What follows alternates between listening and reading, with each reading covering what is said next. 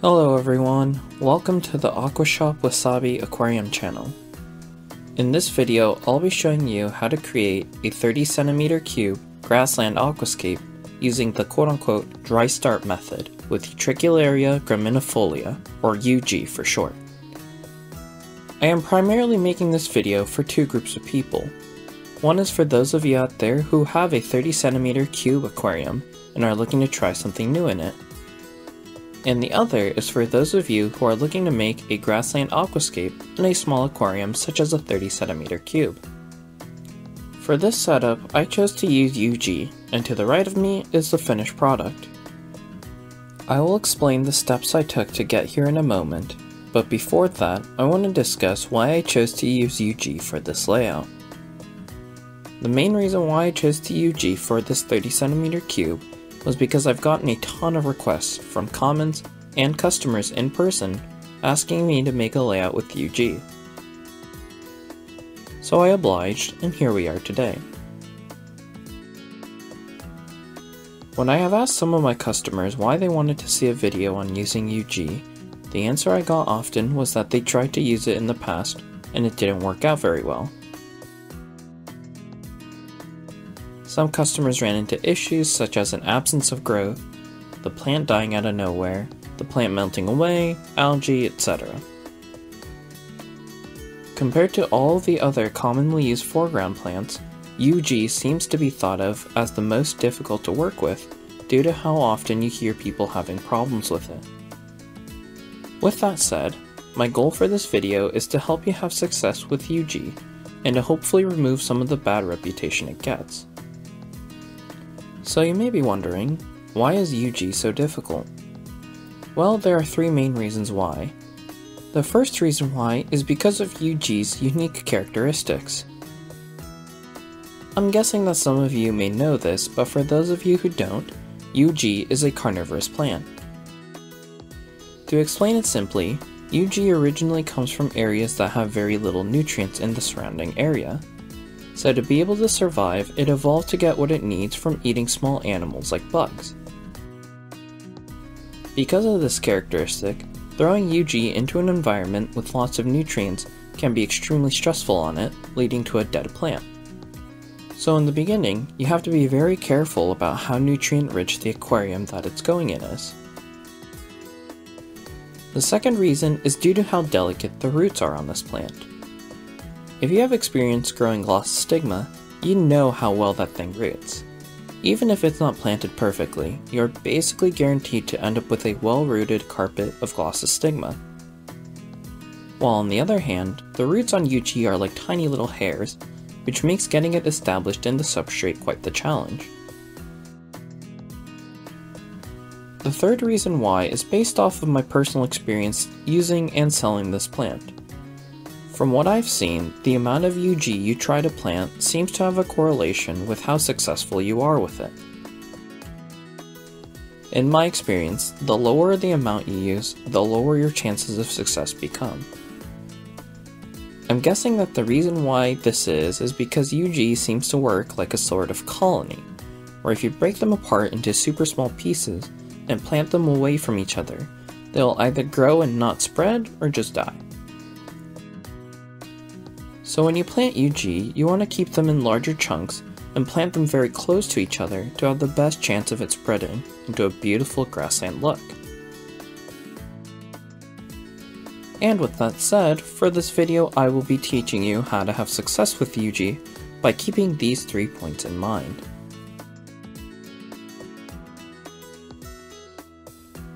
Now, for this setup, I wanted to make myself do something different from what I usually do. So I chose to use the dry start method. In my personal experience of using UG, I've only ever used it with setups that I've done the normal way, by filling the aquarium with water right after planting. So as a disclaimer, this will be my first time using the dry start method, so I may make a mistake, but I do hope that you keep watching until the end. Because this is a sort of experimental setup for me, there is a chance that this might not work. If this does fail, I won't hide that mistake, but rather I'll show you the result and analyze why it may have failed. so regardless of whether the dry start method succeeds or fails in this case, I will continue this series until the very end. With that said, if you want to see the results, then please check back for the update videos when I upload them. Before we move on, there's one more thing I want to get out of the way. Other than the fact that this is my first ever dry start method setup, the soil that I am using for this layout will be ADA's Amazonia version 2. At the time of this recording, Amazonia version 2 is a new product from ADA, so the number of times that I have used this soil is very low. Because of my lack of experience using this new product, I don't actually know how UG responds to it, or how this product responds to being used with the dry start method. So again, this is an experimental setup of sorts, so if this doesn't work, then I hope you can understand why it happened.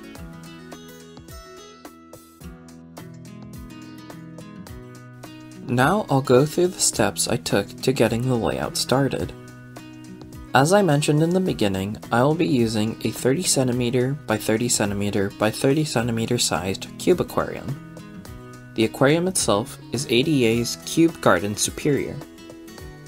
So for step 1, I will be using some substrate additives, namely ADA's Bacter 100 and Clear Super. I have touched on what these additives do in past videos, but a simple explanation is that these two products help with establishing plants in a new aquarium. These will also help with faster growth speeds on your plants, and will assist in prolonging the time it takes for your soil to break down. In most situations, I would recommend using some ADA Power Sand and then sprinkling these additives on that. But because UG dislikes high nutrient environments, I will not use any Power Sand for this layout. So for this aquarium, I will just add the soil directly on the additives so that the substrate is not as nutrient dense as it might be otherwise. In terms of soil, the main two from ADA that people use will be Amazonia and Amazonia version 2. Amazonia version 2 is less nutrient dense compared to the original Amazonia, so that is what we'll be going with for this setup.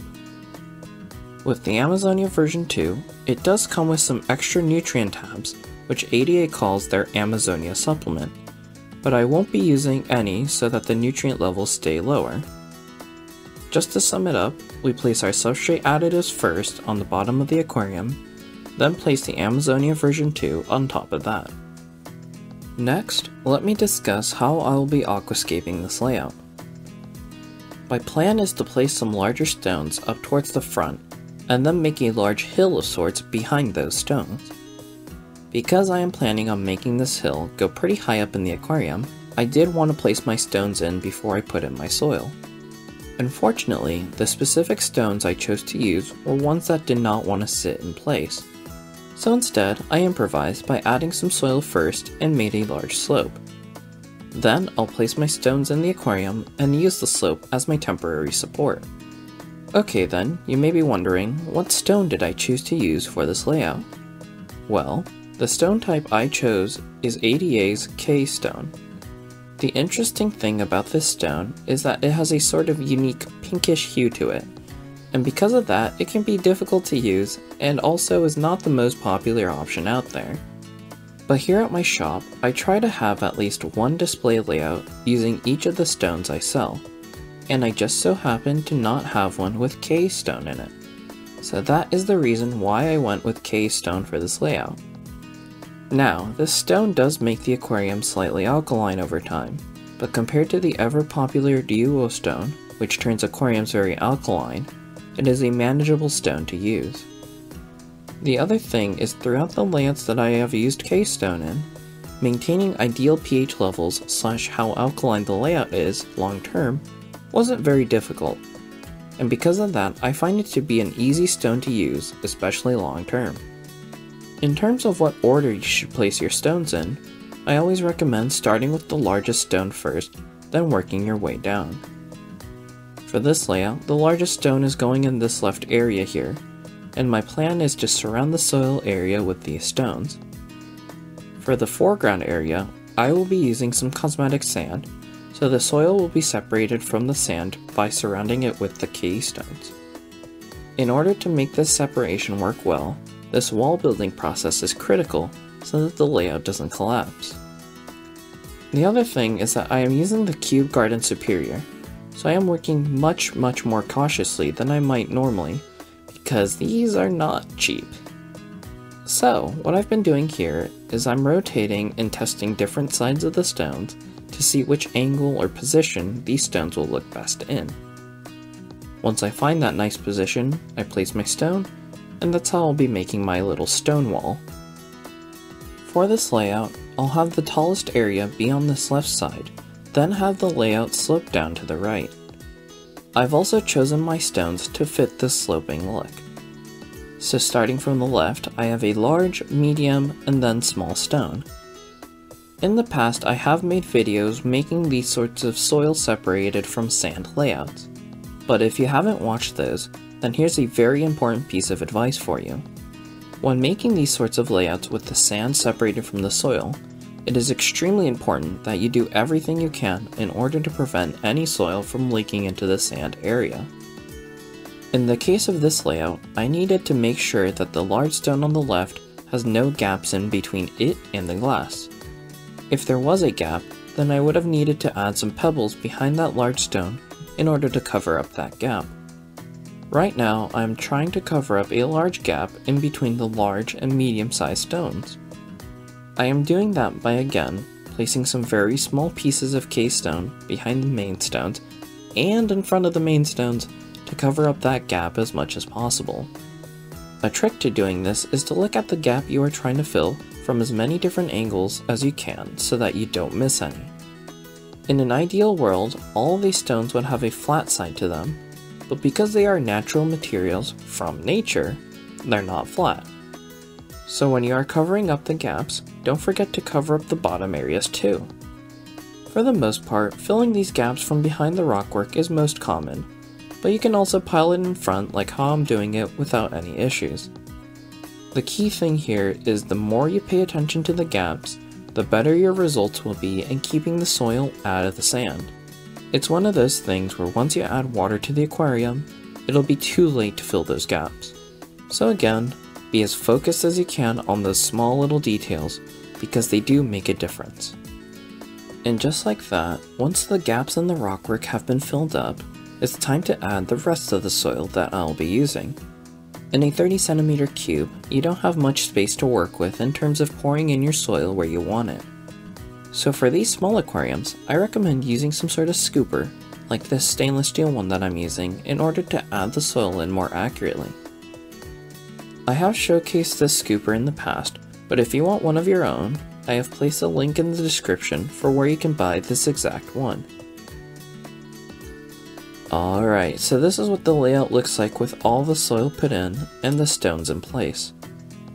As you can see, this is a triangular composition layout, so I have the stones going lower as they get to the back right corner. This ends up making the sand area look like a capital L when looking from above. In terms of how tall I made the soil mound, I'm going to guess that the highest point is around 20 centimeters tall. So if I had the right looking stones, I would have liked to place a few stones in the soil, but I didn't have any that I thought would work, so the soil area will stay soil only. By adding a few stones to the soil area, I would have been able to add a stronger sense of depth, but it's not a deal breaker. In the future, when I get more K-stone and I find some that I think would work, then I will add them into the soil area to get that sense of depth. Next is the planting phase, but before I start planting, I will mist the soil down heavily in order to make the planting go smoothly. The heavier you mist your soil down, the easier it will be to plant in it, so use a lot of water. The plant that I will be using today is Utricularia graminifolia from ADA's tissue culture plant lineup. In terms of preparation, these tissue culture plants are grown in a sort of jelly that is at the bottom of the cup. So what you want to do is remove it by running the plant over some tap water and getting off as much of the jelly as you can. Now, you do want to avoid putting in that jelly into the aquarium if you can help it. But that doesn't mean to rinse the plant off until there is absolutely zero jelly left. It's okay if some jelly stays on the plants, just try to remove what you can. If you do go super heavy on the rinsing, you can damage the plants, causing an eventual death of the plant. So just use some strong running tap water and rinse off what you can. Alright, I rinsed off the tissue culture jelly off of the plant, so now it's time to separate this cup into small portions. One key point here is to try your best not to tear the leaves and roots when you are doing this. You shouldn't feel too much resistance when separating the plants. If you do, then you are probably trying to make too small of a clump.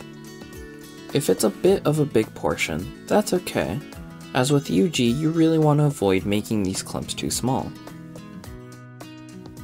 Next, it's time to plant. I mentioned this early in the video, but one of the reasons why UG can be a difficult plant to use is because of how delicate and shallow the roots are.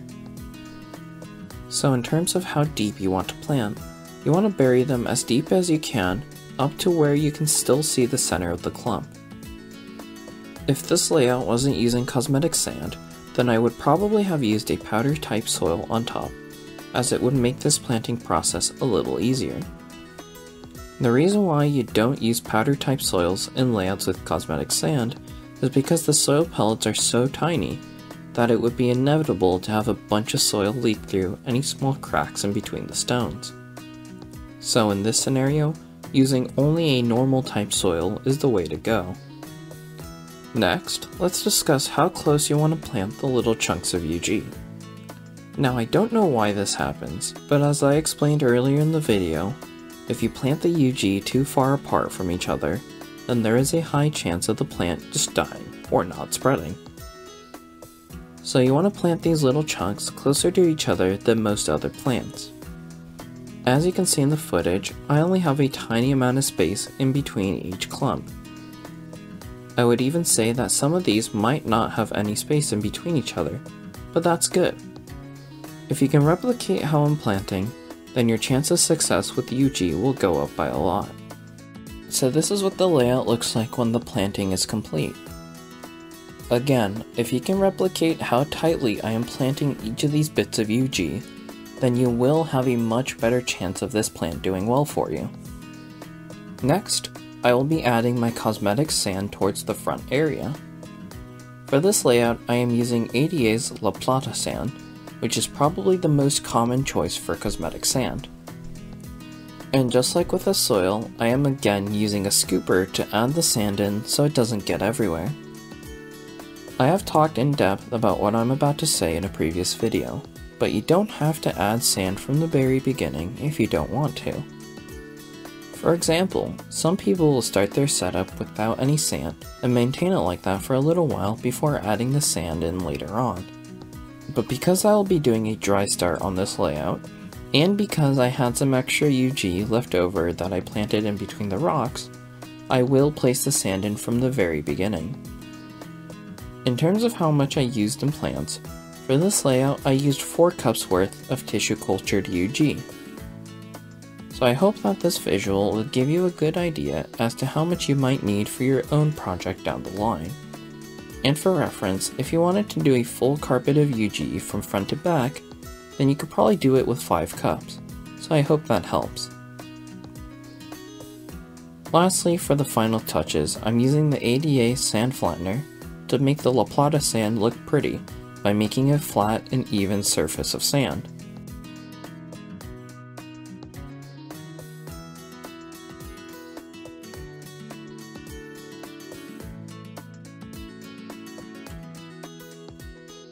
And that's the finished layout. So, how was the video? To recap, I walked you through the step-by-step process of making this 30cm cube grassland layout that will be using Utricularia graminifolia. As this is going to be done with a dry start, you want to make sure the top of the aquarium is sealed up 100%. A common way of doing this is by using some saran wrap or cling film, but for me, I had a piece of thin acrylic lying around, so I used that as my cover. Another option, if you don't mind putting in the extra work, would be to go to your local glass shop and ask them to cut you a piece of glass that is the exact same size as the top of your aquarium. For lighting, I'll be using the ADA Aquascape G301 light. but you may have noticed that I'm using the legs that it comes with. At this step, if you have something like a glass lid, then you don't need to use the stand. But I was a little worried that my acrylic top wouldn't be able to handle the heat from the fixture, so I chose to use the legs for this step. This fixture is a strong light, so it can run someone hot, which is why the legs went on. And if you are using saran wrap or cling film, then you can probably cover up where the legs rest on top of your aquarium, so that would most likely be your safest bet. Another important step in doing a dry start is to mist the aquarium daily. Even though the aquarium will be completely sealed up, because of how steep I made the slopes in this layout, there is a chance that the upper part could get dry. So to avoid that, I'll mist this layout once a day. And then just to remind you one more time, this is my first time doing a dry start, so I may mess up or I may not, I don't know yet. Regardless of the outcome, I will make a video showing the results, so I hope you look forward to the next episode.